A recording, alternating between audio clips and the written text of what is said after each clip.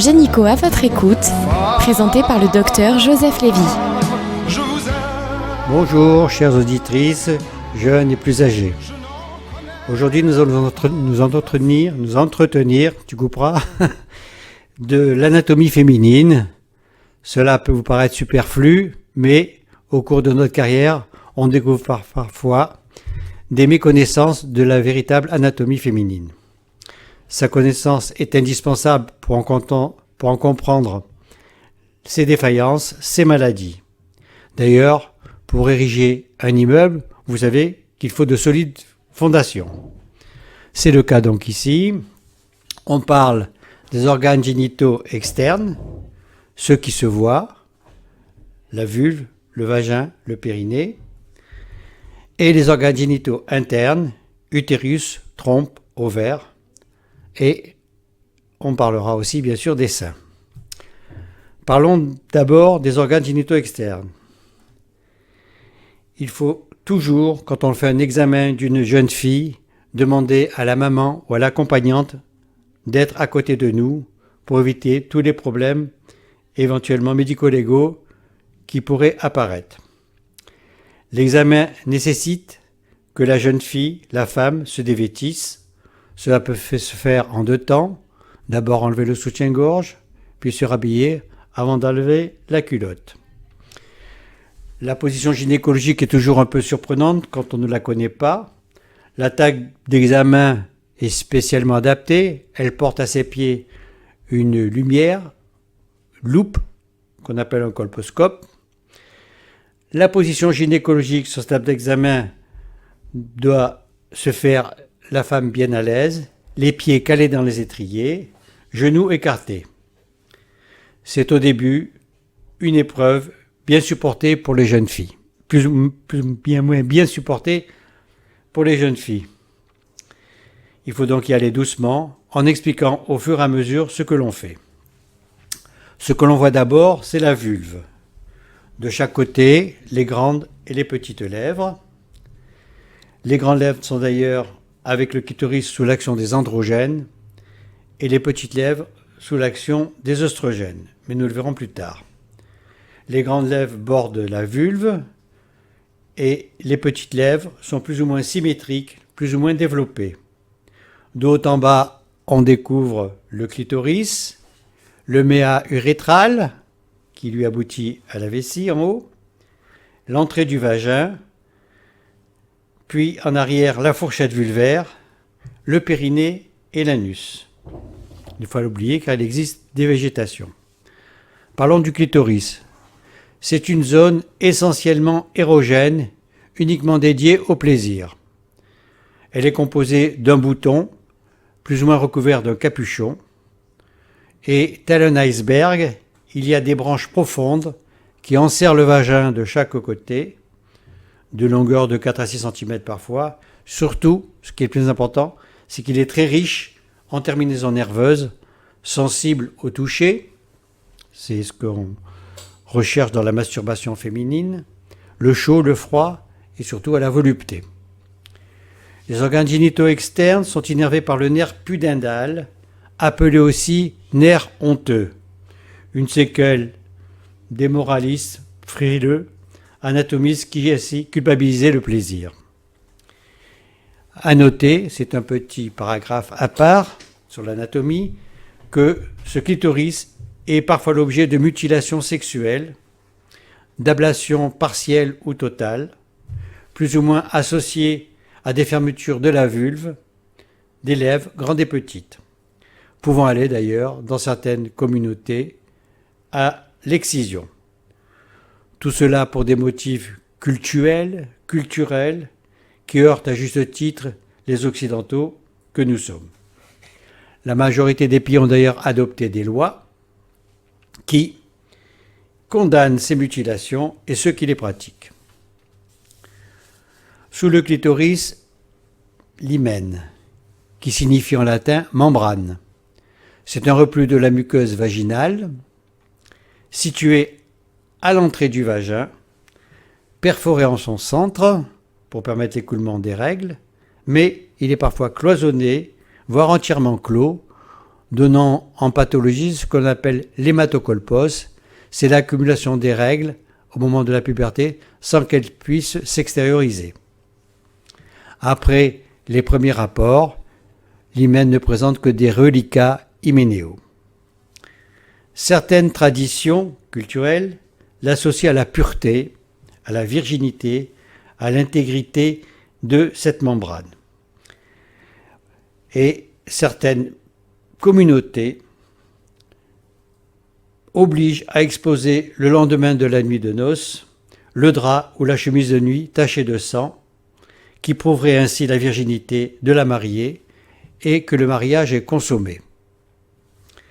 Certaines femmes sollicitent d'ailleurs, et je l'ai été souvent, sollicitent les gynécologues pour réparer cet hymen avant leur futur mariage et ainsi éviter le déshonneur. C'est ce que l'on appelle l'hyménoplastie.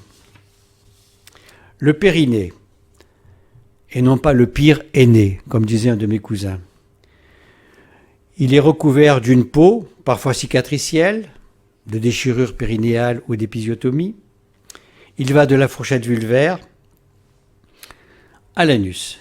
C'est une espèce de hamac au-dessus de lui, qui est musculaire surtout, tendineux, qui soutient les organes génitaux internes.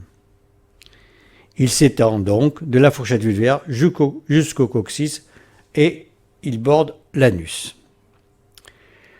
Ces défections, sa faiblesse, peuvent entraîner une pathologie gynécologique que l'on appelle les prolapsus génito-urinaires, ou plus communément les descentes d'organes.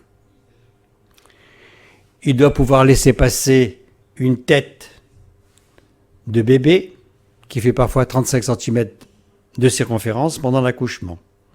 Et l'extraction peut nécessiter, comme je le disais plus tôt, une épisiotomie afin d'éviter des déchirures plus compliquées du périnée pouvant s'étendre en haut au vagin ou en arrière vers l'anus. Il est surtout très musclé chez les femmes très sportives. Le vagin, maintenant, il nécessite pour l'explorer un appareil que l'on appelle un spéculum, qui en latin veut dire miroir. D'ailleurs, on utilise parfois un miroir pour montrer aux jeunes filles comment est fait l'intérieur du vagin. Le spéculum est parfois qualifié de barbare, il est parfois redouté, mais il est indispensable pour l'examen gynécologique. Ils sont actuellement en plastique à usage unique et autrefois nous utilisions des spéculums en métal qui parfois étaient un peu froids quand on les introduisait dans le vagin. Il est important de connaître son anatomie, comme je le disais, et on peut accéder ainsi au vagin. Source de bien des fantasmes d'ailleurs. Le vagin, c'est un cylindre plus ou moins aplati avec une paroi antérieure, une paroi postérieure, qui se termine par des cul-de-sac qui sont plus ou moins accrochés au col de l'utérus beaucoup plus haut. Il mesure 7 cm en moyenne, attention, mais il est très élastique, pouvant s'allonger lors des rapports sexuels et bien sûr pendant l'accouchement. Donc en pathologie, on a affaire à des prolapsus génitaux et avec des incontinences urinaires d'effort et des bartholinites et des vaginismes que nous verrons plus tard.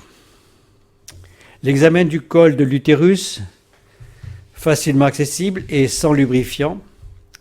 Le col de l'utérus se présente comme une petite boule rose, conique, de taille variable selon le nombre de grossesses antérieures.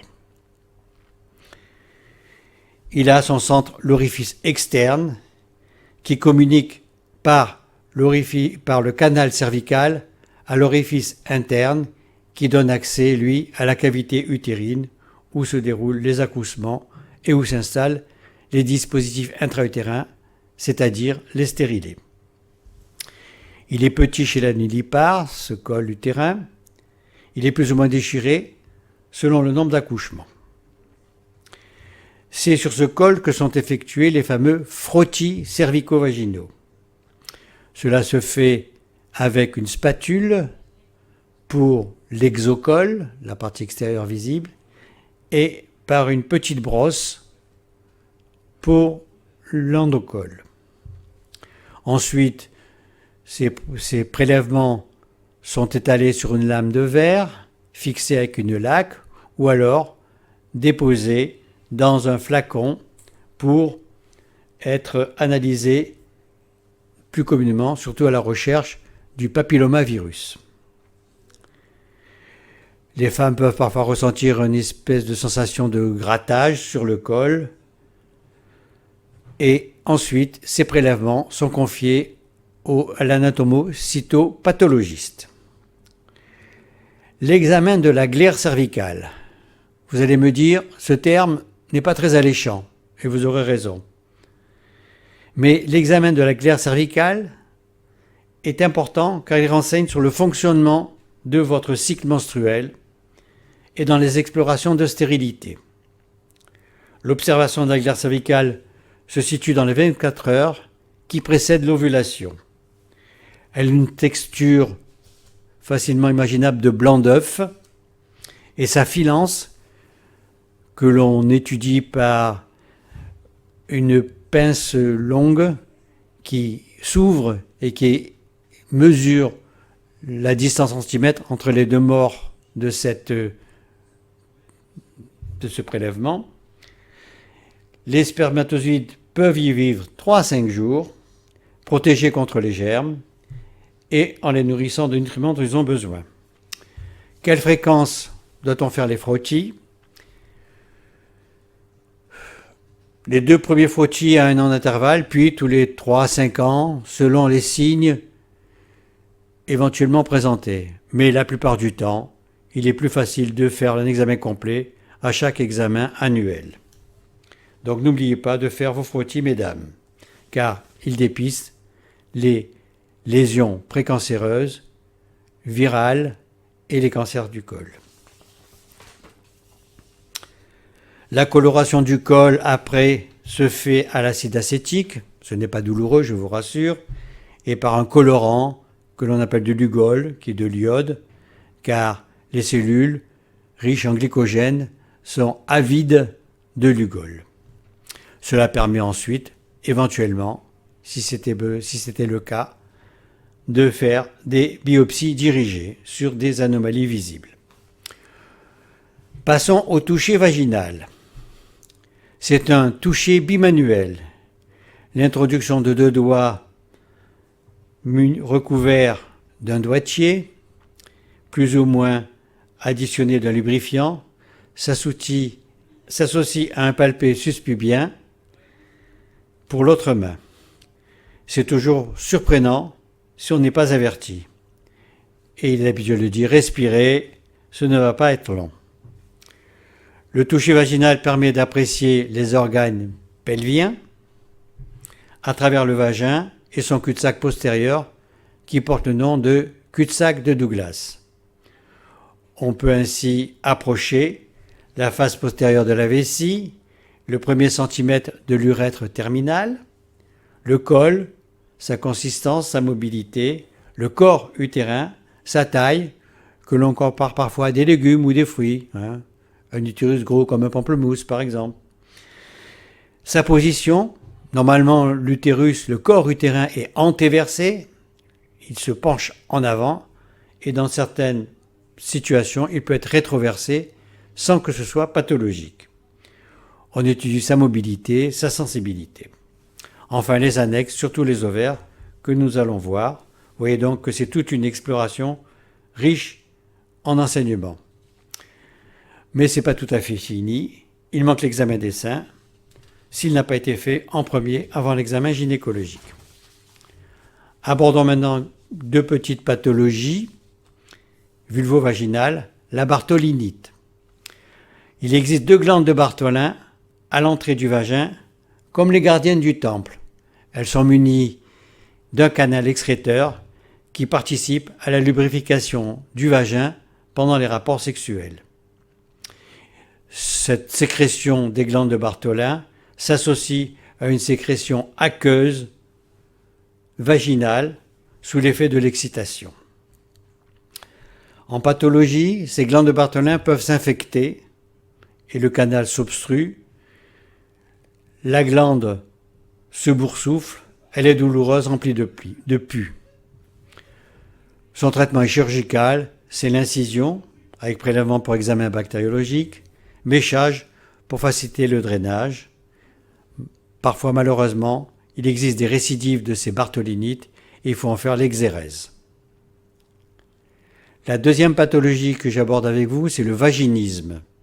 Qu'est-ce que c'est ? 1% des femmes en souffrent. C'est une contraction réflexe, incontrôlable des muscles du pelvis qui entourent le vagin et le plancher périnéal. Elle rend la pénétration vaginale douloureuse, voire même impossible, aussi bien par un doigt que par un tampon vaginal et bien sûr d'un spéculum. Et surtout pas la verge, bien sûr.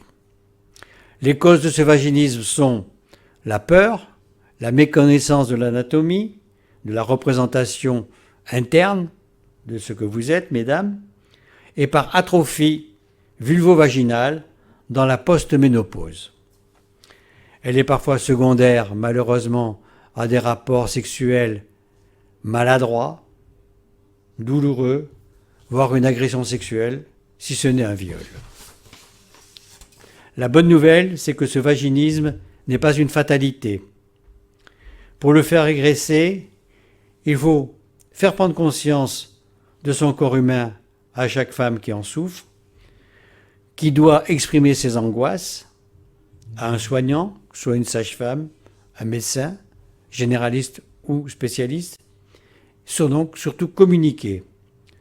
Ne pas hésiter ensuite à consulter un sexologue éventuellement, et surtout, pour faire régresser ce vaginisme, il faut apprendre aux patientes à se toucher avec leurs doigts, à domicile, dans l'intimité, avec des dilatateurs vaginaux, que l'on appelle aussi des bougies, je ne sais pas pourquoi. Ce sont des cylindres métalliques de taille progressivement croissante, avec ou sans lubrifiant, que l'on fait essayer aux femmes jusqu'à pénétration satisfaisante. Il faut y aller doucement, à domicile, dans l'intimité. Voilà le premier temps de la connaissance des organes génitaux externes. Dans la prochaine émission, je vous parlerai des organes génitaux internes. J'ai dit externes d'abord ? Bon, on recommence. Allez, arrête. Voilà, mesdames, nous sommes arrivés au terme de l'examen des organes génitaux externes. Dans la prochaine émission, je vous parlerai des organes génitaux internes, à savoir l'utérus, les trompes et les ovaires. À bientôt.